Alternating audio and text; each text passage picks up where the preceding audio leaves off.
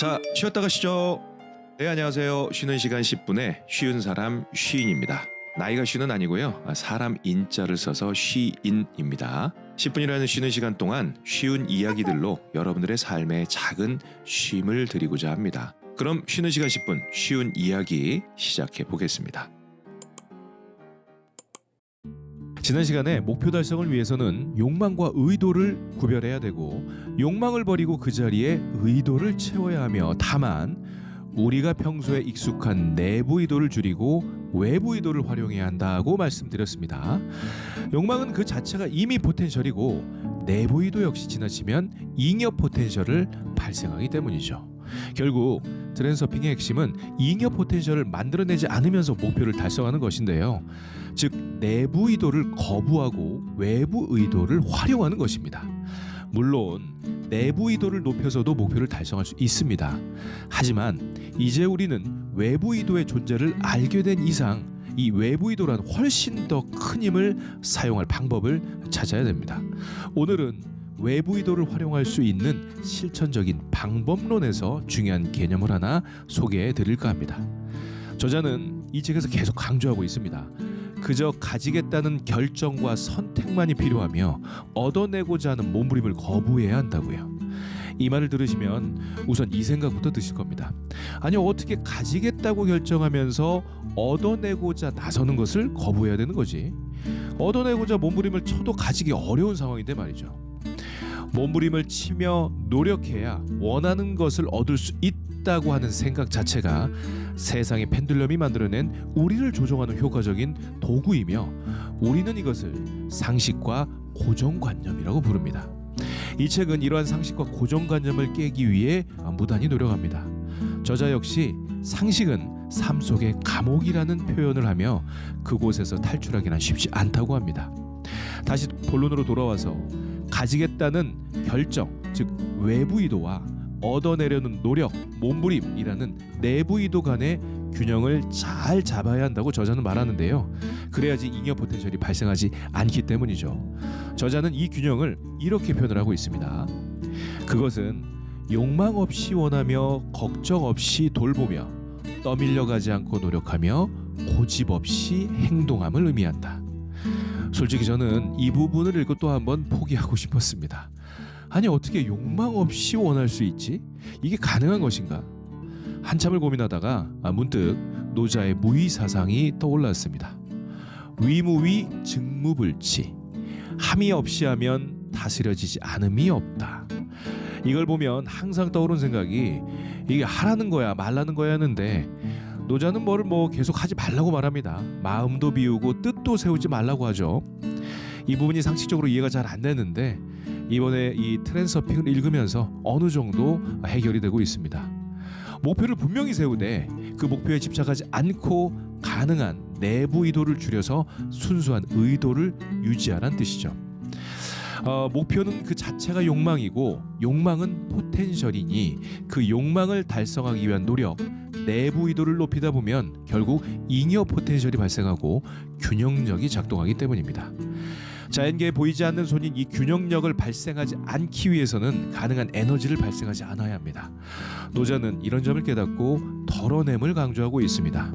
손지우손, 덜고 또 덜어서 이지어 무위, 함이 없음 무위에 이르면 무위이무불이라. 함이 없어도 하지 못하는 것이 없다. 참으로 어려운 말입니다. 이런 점이 학문을 함과 도를 함의 차이라고 하네요. 위학 일익, 학문을 함은 날로 보태는 것이고 위도 일손, 도를 함은 날로 덜어내는 것이다. 이런 점이 노자와 트랜서핑의 닮은 점이 아닐까 합니다. 트랜서핑은 도를 함에 대한 결과라는 생각이 드네요. 진리는 하나로 통한다고 했죠. 역자 역시 이 부분을 설명하고 있습니다. 금강경에서 머무는 바 없이 마음을 내라 라는 뜻에서는 마음을 내되 머물러서는 안 된다. 즉 욕망을 가지고 내부 의도를 일으켜 행동하되 욕망과 내부 의도에 머무르고 집착하지 말라는 점을 알려줍니다. 잉여 포텐셜이 발생하고 균형력이 작동하기 때문이죠. 성경에서 내 뜻대로 마옵시고 아버지 뜻대로 하옵소서에서는 내부 의도를 거부하고 외부 의도를 이용하는 트랜서핑의 원리를 너무나도 명확하게 설명해주고 있습니다. 이렇듯 노자, 불교, 기독교 모두 트랜서핑의 원리를 우리에게 알려주고 있었습니다. 우리는 목표 달성을 위해 애쓰고 노력할 것이 아니라 의도의 균형 상태인 순수한 의도를 유지하는 데 써야 합니다.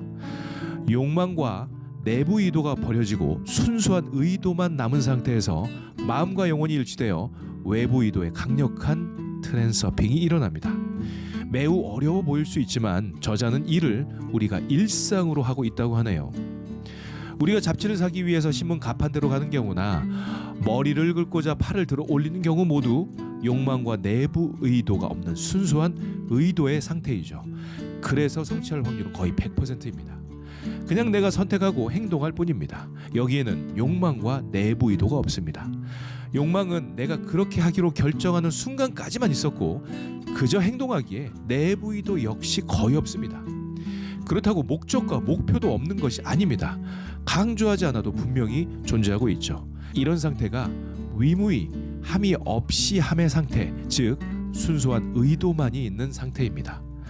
모든 것을 선택하고 허용할 수 있습니다. 모든 것을 결정하고 성취할 수 있습니다. 잡지를 선택하거나 부자를 선택하거나 트랜서핑의 원리는 동일합니다. 그런데 말입니다. 잡지를 사는 것은 바로 가능하지만 부자가 되는 것은 왜 바로 안 되는 것일까요? 물질 세계의 현실화로 인해서 트랜서핑의 시간과 방법의 차이가 있기도 하지만 무엇보다 영혼과 마음이 일치된 순수한 의도의 여부가 가장 큰 원인입니다. 잡지를 사는 것은 너무나 쉽게 순수한 의도만 존재해서 영혼과 마음이 일치되어 실현되기 너무 쉽지만 부자가 되고자 하는 마음을 먹어도 그저 욕망일 뿐 영혼과 마음이 일치되기 어렵습니다. 순수한 의도가 되기 위해서는 의도로부터 욕망의 때를 씻어내는 것이 중요합니다.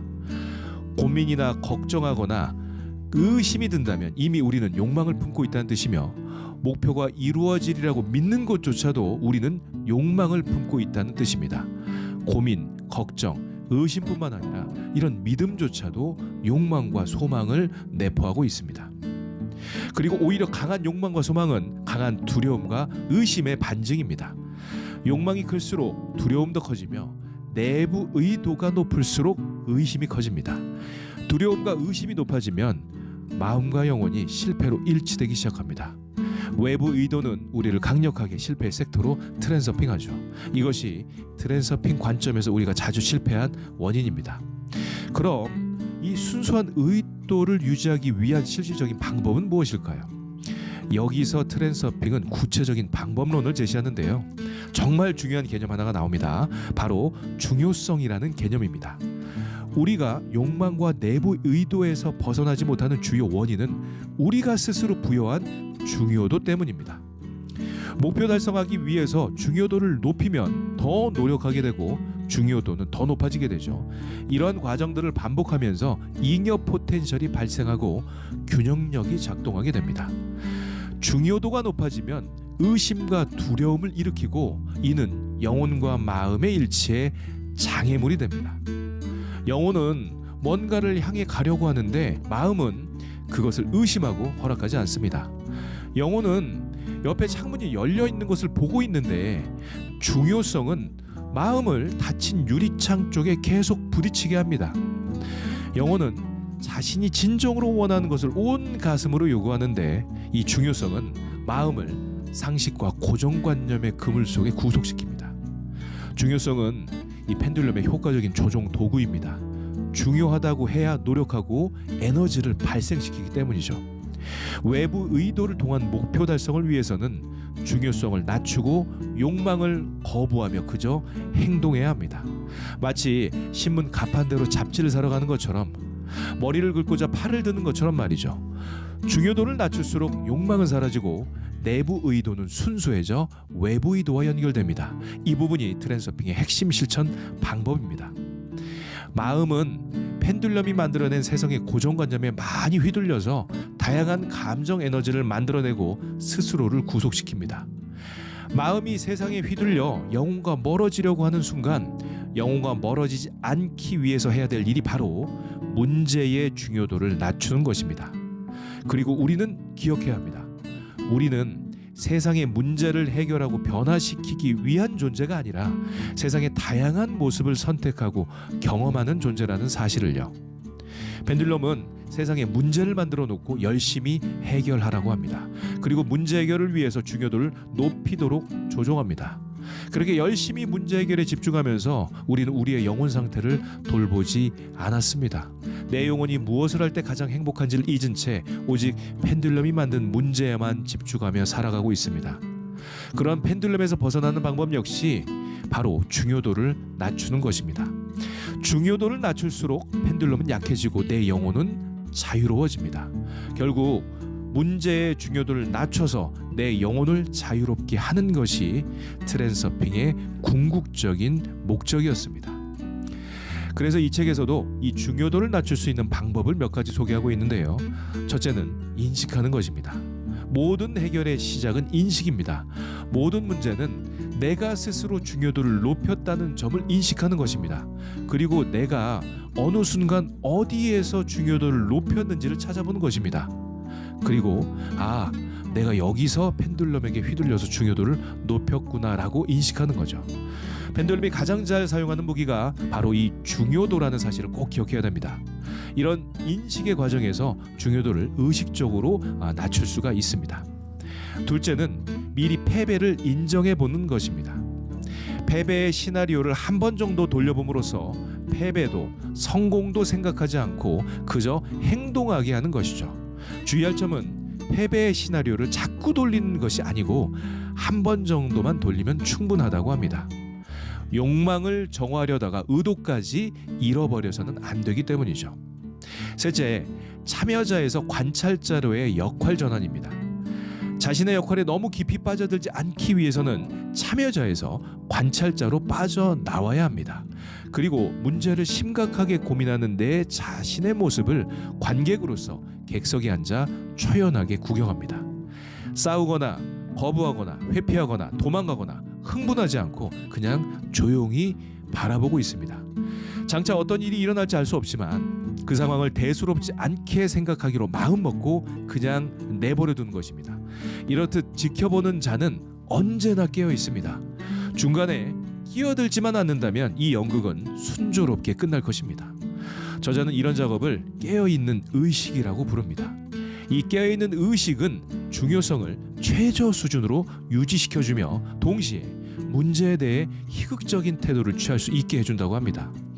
내가 어디에서 중요도를 높였는지 살펴보고 관찰자의 입장에서 깨어있는 의식으로 중요성을 낮추다 보면 우리 자신이 스스로 부여한 중요성에서 시작된 두려움과 좌절감과 불만 등의 감정이 사라지고 결국 마음의 명료함만 남게 됩니다. 순수한 의도만 남게 됩니다. 지금까지 쉬는 시간 10분의 쉬운 사람 쉬인이었습니다. 감사합니다.